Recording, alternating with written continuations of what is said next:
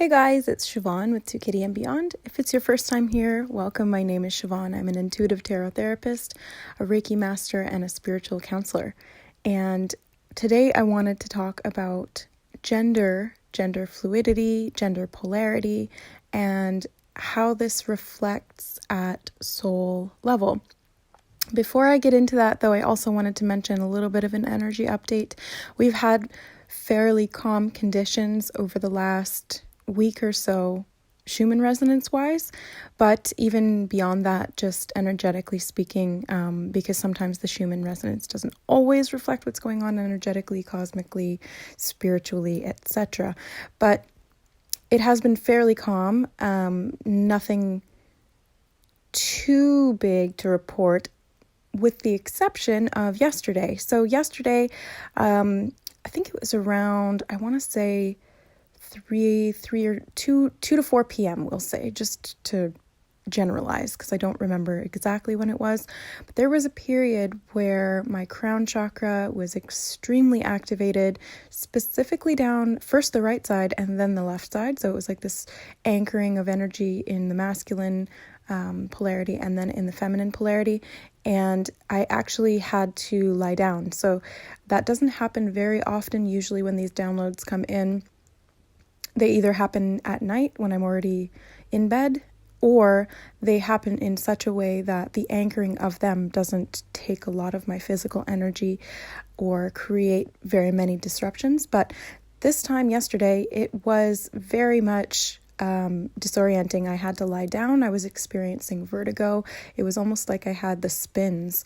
If you've ever been so drunk that it looks like the room is spinning around you, then you'll know what I'm talking about. And I don't drink anymore because it's just not good for spiritual health. But I do know that feeling. I remember that feeling from my younger 20s.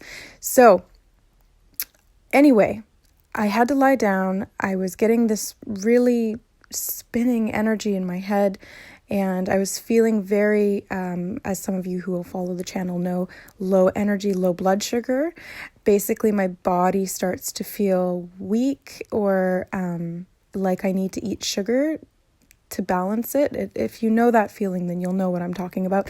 And then, yeah, I had to physically and emotionally try to ground myself in any way possible, to ground some of this energy, because it was quite large and disorienting.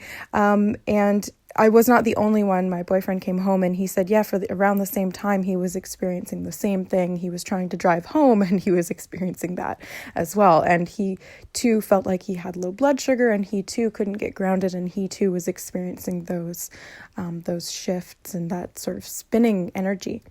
So that was it. It didn't last very long. Was the good thing is that it wasn't super disorienting for like the rest of the day. Thank goodness. It really only lasted a few hours, and then it settled down and everything went back to normal in quotation marks. But I feel like that was just a big activation. I don't know if any of you felt it, but it was 100% quite a large activation, and I'm happy to receive it and anchor that. So I guess now we're in the integration phase of that. Once things come in really heavily, then it takes a little while for them to integrate into the system. So they're going into the brain, they're activating the neural pathways, creating new neural pathways, new connections in the brain, and then they're going into the muscles and the fascia and creating new connections there for energy to move and flow through, in the form of electricity as well as in the form of metaphysical quantum energy. So that being said, on the topic of gender, I wanted to share something with you guys that's been coming through lately in the sessions that I've been having. Amazing sessions with so many beautiful souls. And there is a theme that's coming through that I'd like to mention around gender. So we're all aware that in this day and age, it's 2020, we're in the 21st century, and we're moving into the age of Aquarius. Things are shifting, and we are being more aware and more accepting of gender fluidity. So it's not really a duality like it used to be. Well, it still is in some areas and in some mentalities, but it's much more fluid now. It's more of a spectrum, and you can sort of fall anywhere on that spectrum. You can be very, very feminine. You can be very, very masculine. You can be somewhere in between. You can be, physically a masculine, but you feel very feminine energetically, or vice versa. So there's so many different possibilities when it comes to gender. And especially as it relates to, people who are gay, transgender, or people who are not identified as either. I don't remember the name for that, so forgive me, but I guess it would be I can't remember. Anyways, the point that I'm trying to make here is that I've been having sessions with beautiful, wonderful souls and seeing into their soul origin and receiving this information at soul level on them, of who they are, and then seeing that reflected or portrayed in their in their physical incarnation. So basically what I'm seeing is that people who are bisexual or gay, or who don't necessarily go either way, they're sort of somewhere in the middle, their souls are more so non-dualistic when it comes to gender and binary gender. So they come from soul aspects or soul groups, or just a particular individual soul that exists sort of outside of that duality, where they have evolved to a point, or they've simply chosen to be at that point where they don't choose a gender. It's kind of both. They're they've united, they've married those two aspects of gender, the masculine and the feminine polarity, at soul level energetically, and they've created this harmony in unity. So it's no longer gender binary, gender duality, it's gender unity. So then when they incarnate into the physical body, it's a little bit harder to express that because it is such a dualistic system here. We have female and male bodies. You can be both, but it's rare, and that's, it's considered a genetic abnormality. So it's not the typical, this is just how we're structured here. And that's why the binary has become so internalized, not simply just because at a physical level we have this, but it's also been perpetuated in various different ways in media, in pop culture, in sociologically, the gender stereotypes have become more entrenched over many, many, many years. So what I'm basically seeing in these souls is that they don't lean to either side, and or they have sort of this unity consciousness when it comes to gender, this unity energy when it comes to gender. But then when they incarnate, they kind of choose to express that in one way or the other. So for example, there's a soul that is more masculine energetically, but physically they were neither in that soul group or in that soul aspect. So then they come and they incarnate into earth. And because they just have a tendency to be more logical, more precise, more linear, that kind of thing, then they choose to express themselves here as more of a masculine energy, whether or not they're in a female or male body. That's going to come out as a little bit more masculine energy, but they don't really lean either way. So it's this interesting dynamic, and I still can't quite put my finger on it. So I'm sorry if it's kind of confusing, because I'm still just exploring this information. I'm still just gathering some anecdotal evidence until I can sort of make a theory on what this is and then present it. But I wanted to share some of this with you now because I find it really interesting and enlightening, and just, connecting with these souls energetically at that level, and then seeing how their incarnations have played out, not only in this life, but in some of the previous lives that have come forward. It's an interesting dynamic, and it's given me a whole new perspective on gender. And so I wanted to share that with you in hopes that it could give you a whole new perspective on gender. So gender doesn't just exist at the physical level, it exists at soul level as well. But past a certain point, you can become one gender. So there is no separation.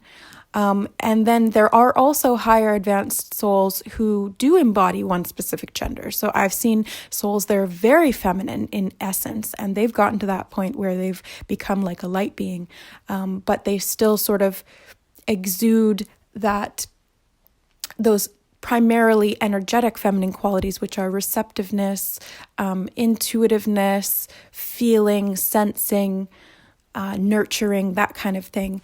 And there can be, masculines who embody that as well. So it gets kind of confusing to think about with the human mind, because it's like, wait, how does this work? Because we're so used to thinking in terms of one or the other. And it's like, no, it's all of them and none of them at the same time.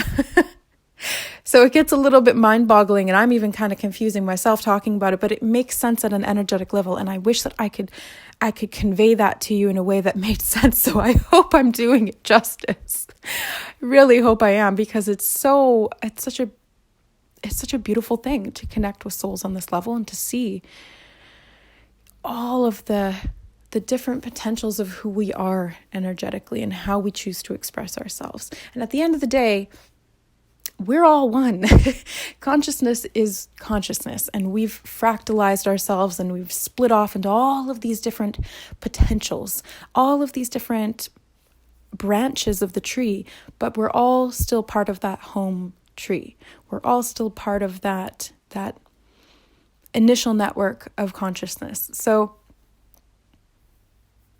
yeah, it gave me a whole new perspective on what gender's all about.